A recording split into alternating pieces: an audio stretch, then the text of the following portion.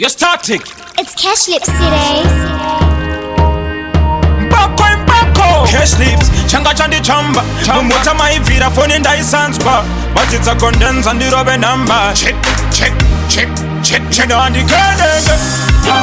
Handikendenge chavanotaura ndizvitere vavengiga vavandifarire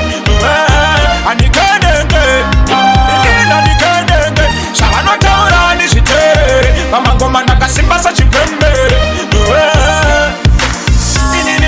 kutsvaga mari muri yangu vaidya ushamwari plus iwewe hausiwe mwari ndoraramana tisingawirirani saka hauna basa iwe wochera zvawakaya iwe simbisana nevanhu vako tine vangu vazhinji vanodidaahandikendenge zvavanotaura ndizviterere vavengiga vavandifarire Handikendenge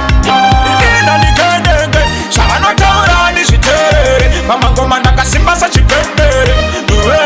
vagara ndevekungosvorobodza pane chandaita tese vanosvororodza kunangwe zvakanaka vambopururudza vanofunga kuti nini vachandinyudza hakuna munhu vanofadza munhu wese kunangwe jesu angatifira tese tinomufuratira wani saka kwandiri hazvisi zvinyowani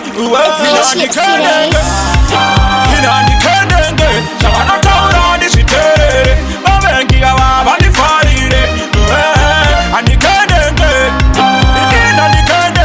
zvavanotaura ndizviterere vamangoma ndakasimba sachipembere inini ndiri pakutsvaga mari muri yangu vaidya ushamwari plus iwewe hausiwe mwari ndoraramana tisingawirirani saka hauna basa iwe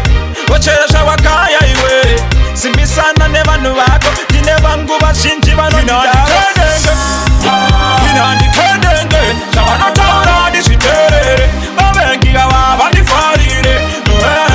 Handikendenge zvavanotaura ndizviterere vamangoma ndakasimba sachipembere